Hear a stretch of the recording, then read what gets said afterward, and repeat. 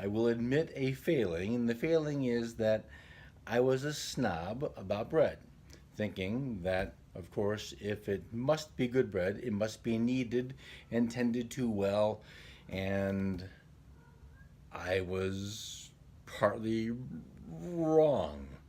So what I've discovered, and I'm going to write about this on the blog, is no-knead bread is about as old as bread is. Back before technique and fancy things like, ovens and tables and rolling pins existed, the basics were you mix flour and water together, didn't have commercial yeast, so you really had no choice but to let the bread sit and ferment for a day, hours and hours and hours. So we're taking that whole idea, and there's some science to back this idea up. The idea is this, that as the bread is sitting, as the dough is sitting, and the almost imperceptible convection of stuff inside, as the yeast creates more yeast and the fermentation process begins, all of that slow moving is aligning the weird and misshapen proteins of gluten into long strands of gluten, which is exactly what we want to have happen, and in part what's happening when we're kneading the bread. So I stand corrected on that point. I still think there are times when A, is desirable, or B, it just is satisfying to just knead the bread. So we're not doing that today. So we're starting with, going for a little bit of a bendy, 258 grams of flour, 4 grams of salt, a wee bit of yeast, and there it is, 200 grams of water. There are lots and lots of ways to do no-knead breads. Some of the things that are more important than less important, boy, that was bad. High hydration. Well, what does that mean?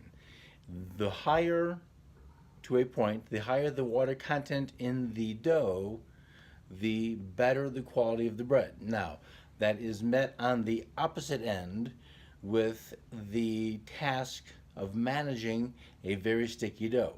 Lots of bakers who can succeed with baking don't like bread baking because they get all sticky. They don't like that. Well, if you're going to make bread, you're going to get sticky. So that's how it is. The more water in the dough, the more fluidity, pun kind of intended, with all of the things happening over that long fermentation process. And that's also going to give us the randomness of small holes and big holes and that really fabulous rustic crumb that we like, this is it. This is the thing some bakers spend a lifetime trying to get and somehow get flummoxed that they can't. Yet here we can do it with no-knead bread. And amongst Monty Python, amongst the many things that's interesting about no-knead doughs is with this particular ratio, and it's about 78% if I remember, it's going to make a rather stiff dough. When it's done, the first reasonable thought is, how in the world is this going to be bread? However, I'm going to show you in a second. We're going to make the dough, then I'm going to show you the one that I made yesterday and see the big impressive difference, and then we're going to handle this the same way that I handled it at the work video, where we had a bigger portion because it was a restaurant-sized loaf. This is a home-sized loaf, but the basics are the same. Carefully get it out of the bowl. I'm going to put it, instead of on the countertop, I'm going to use this clever little cheap plastic bread basket I got for next to nothing, and I'm going to improvise. Instead of having big expensive canvases or linens to use as my flour lined cloth, I'm using, a clean flour lined t-shirt. And the t-shirt's going in the basket, the bread's going in the t-shirt, and the basket's going to help hold its shape and edge, and if I have any luck at all, some of the ridges in the basket will go through the t-shirt and into the outside of the bread, which will resemble the bannetons that we can sometimes get, which make really cool looking loaves, which are more expensive than I wish to spend.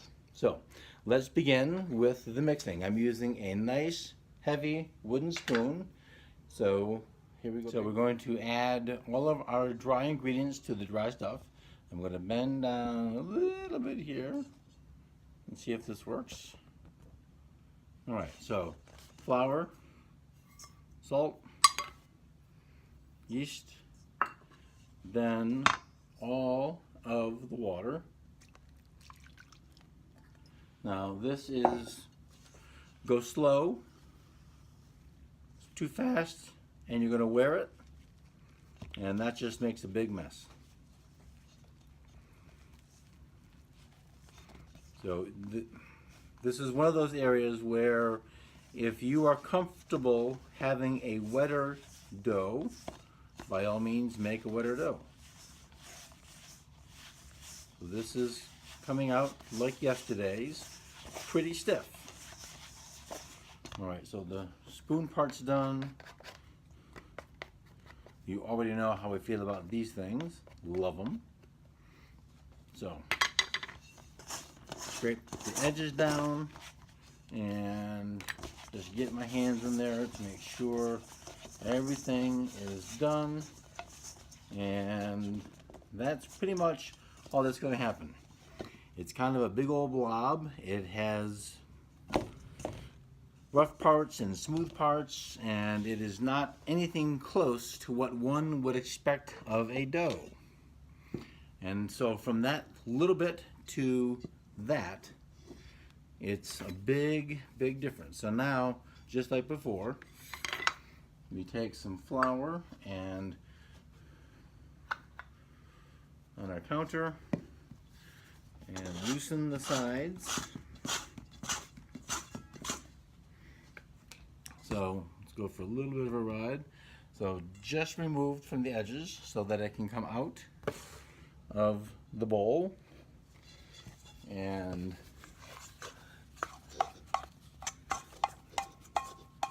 there it is. Now it is possible, having several different people at work who make this, and they all make it a little bit differently. Here we go for a ride. There is lots of room for variation of hydration, even if you don't mean that to be the case. I'm going for what I hope to be a higher consistency by weighing everything. Lots of recipes, especially in a thing like this where the imprecision is, in a sense, recreating the rusticness of how this was made 5,000 years ago. I'm still a baker, so rusticness, what say you? My rusticness is going to come from the time it takes to let the yeast do the fermentation and all the other things that happen, but I've got to weigh it. So I'm going to let this sit for a few minutes because it's changed its environment. I want it to get comfortable. Then I'm going to do with it the same thing I did before. Pull it out a little bit and fold, fold, fold, fold, like in the work version. There are versions online. If you go looking for more information about no-knead bread, you're going to find a couple people who just sort of fold it in half, the whole thing half, and then they fold it in half again, and they call that done. Fine. One of these guys happens to be a baker at a fairly prominent and well-respected New York City bakery. I'm not going to tell him he's doing it wrong, because he's not. I'm doing different, and that's okay too. The beauty of this is once you get it down, bread hands, you can make it your own way. Get into it how you want to, wet, drier, it's yours. That's the fun part of it. So we're going to let this rest, and we'll come back, shape it, put it into the funky, cheap bread basket, and get ready to bake it. Fold the bread, and we're going to do as we did before. I'm going to bendy, bendy, bendy, and so a little bit of flour and moving my little push back, getting underneath.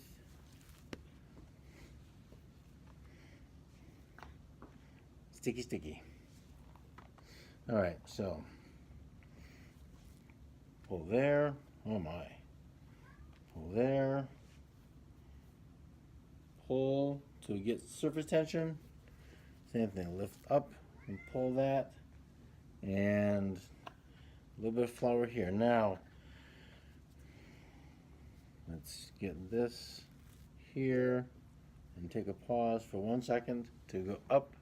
And the big difference here versus at work is I'm going to put this into the little bread bowl with the flour lined cloth seam side up. And then when it is ready to bake, I'm going to just take the whole thing like this with the bread inside and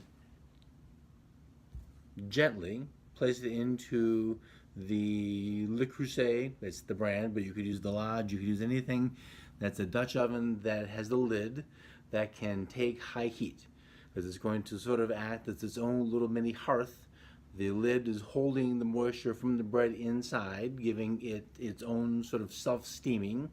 And then we'll take the cover off the last 5 to 15 minutes of baking, depending on how browned it got in the first place and how browned we want it to be when it's done.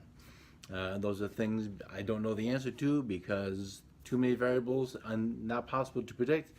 Even at work, from 8 loaves, some come out seemingly all the same. Some come out more well browned and beautiful compared to some that are a little bit more lighter, well, pardon me, more light. And really, I don't even understand what the difference is, because I know the fellow who does it, and he weighs it all, and he's meticulous about these things.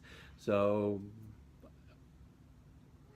it's a mystery. However, we can work with that, and we're going to make good bread. So this is going in there, and I'm going away, and we'll be back in a little while. Hot pot here to put the bread in, and the bread is very ready to go. So now is the tricky-ish part of dumping this out without burning me.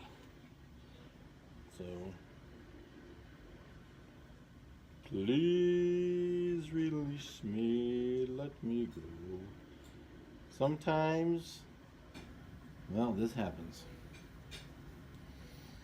So just come. Pull carefully. Yep, this is a drag. Not well floured enough. Well, darn. That's an aggravation. Aggravations aside, it's in. I'm going to put the top back on. It's really hot, so I'm not moving everything around. And I'm going to put the timer on about 35-40 minutes, and we'll check and see it. All right, so the timer has gone off, and I am, woohoo, looking in the oven. You can probably deduce from my very technical response that it's a success. So this is what we got. I'm going to give it a couple of minutes top off, because I like a crunchy, crusty bread, but that is an overwhelming success, and that is a child. So a couple of minutes, and then out it comes. One of the tricks, it's not a trick, one of the skills bakers develop to determine the doneness of a bread is the tap test. So we take the bread, hold it into a hot pad, and then give it a tap. What you're listening to here is a hollow sound. Now that's as much craft as it is science. It's a practiced thing that you get good at understanding what's the right sound for a simple white bread like this. More complicated breads, enriched breads, brioche or challah, will have a hollow sound also, but it's going to be different than this. Put raisins and nuts and stuff inside, and it changes again. It's not drastic changes, but the more stuff in there makes it a bit of a harder read to what is, for young bakers, an already frustrating thing to figure out, is this hollow enough? The other way to check is with a thermometer. Bread's done at 180 degrees. I've been known to do brioche to 200 just because. TGAWI or whatever that was I wrote, that's how we always did it. There is some reason behind going to 200, and the reason is that it's not for the inside, it's for the outside, to make sure that there's enough outside thick crust to hold up that heavy loaf, because we made big loaves of brioche, and what holds it up is the thick wall of crust. So the thicker the wall of crust, the better the dough will be held up high when it's cool. So this one isn't that tall, but I can tell you, the smell of fresh baked bread that's worth eating, and this one is worth eating, which is a very unveiled ding at bread makers. They smell great when they make bread, but it isn't worth eating. You may as well eat a dish sponge that smells like bread, because it's about the same thing. Actually, the dish, never mind. Commentary aside, this is how we do it at home, and I hope you have success. Leave some comments, subscribe, and hit that little bell, ding, ding, ding, and get notifications. Thank you very much. It's time to cut. It's going to be a little loud, but that's okay. Yeah.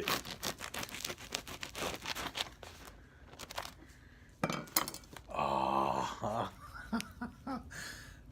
Oh. Now, that is everything an artisan loaf of bread ought to be, without all of the kneading. So it's easy to do. That's the little one. You can do it at home. Hi, little one. Without all the kneading or the mixing. I love you too. All of the